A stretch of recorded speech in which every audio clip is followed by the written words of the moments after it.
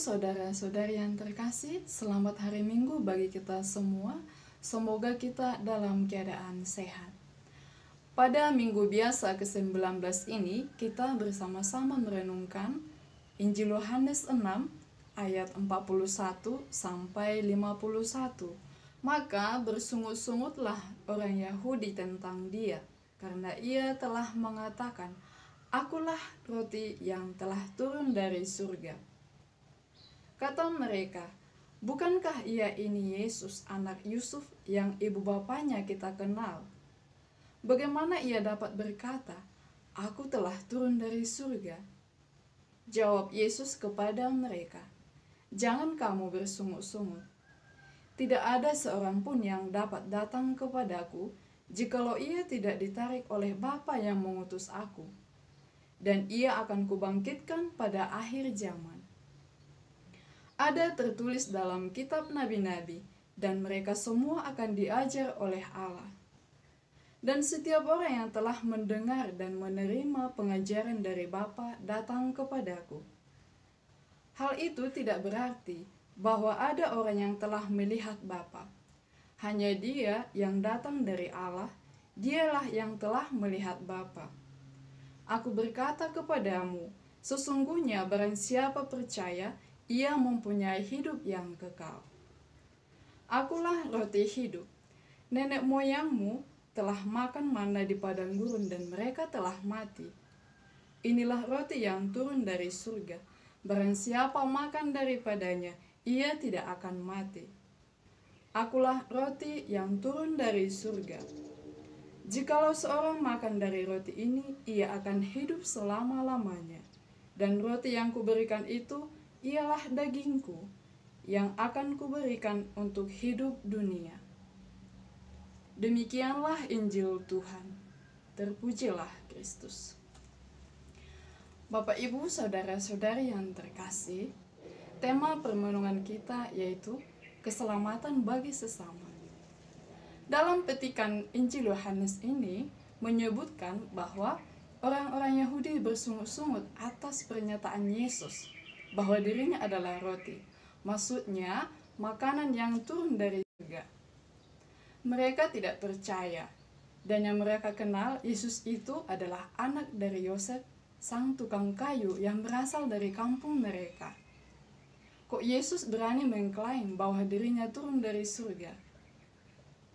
Untuk menanggapi ketidakpercayaan orang Yahudi, Yesus menghimbau agar mereka jangan bersungut-sungut.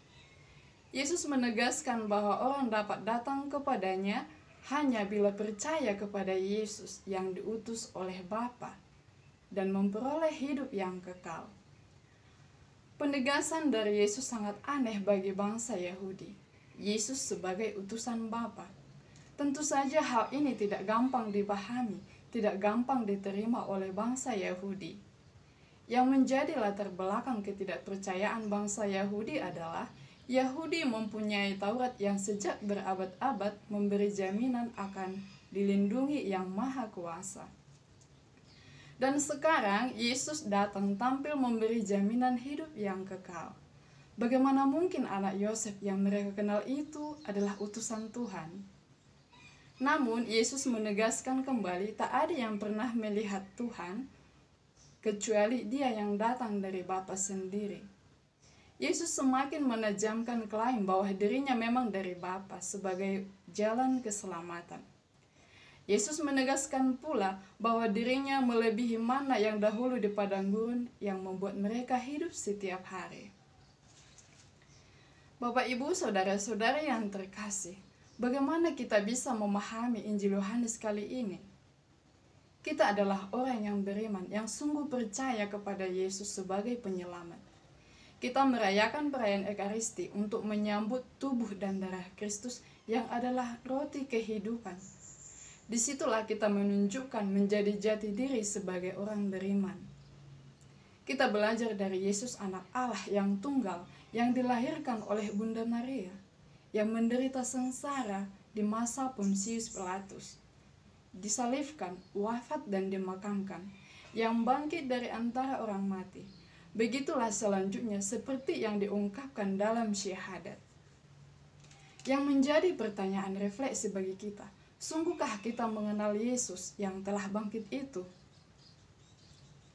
Atau kita sudah terbiasa dengan pernyataan-pernyataan tentang Yesus sehingga sebenarnya kita tidak semakin mengenalinya.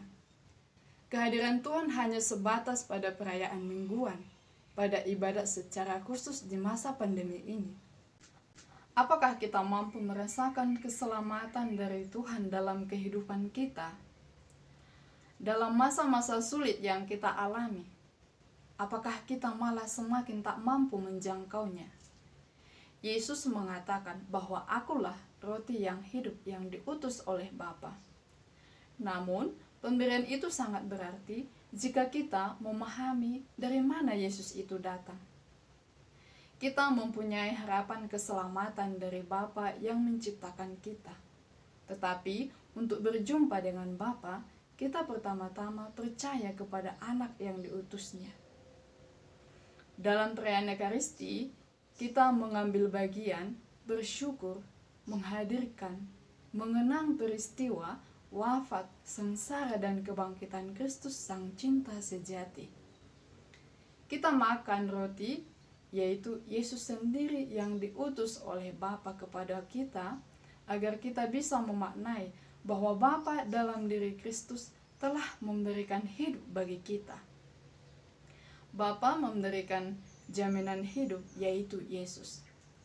Yesus mengundang kita semua mengambil bagian dalam karya keselamatan. Mengambil bagian maksudnya kita hidup sesuai dengan kehendak Tuhan. Kita yang percaya senantiasa tinggal di dalam Kristus, bersatu dengan Bapa. Yesus mengandari pula supaya kita menjadi manusia yang ekaristis. Contohnya, semangat dalam persaudaraan, peduli kepada sesama dan penuh kasih. Membagikan hidup kita kepada sesama yang kita jumpai dalam kehidupan kita setiap hari.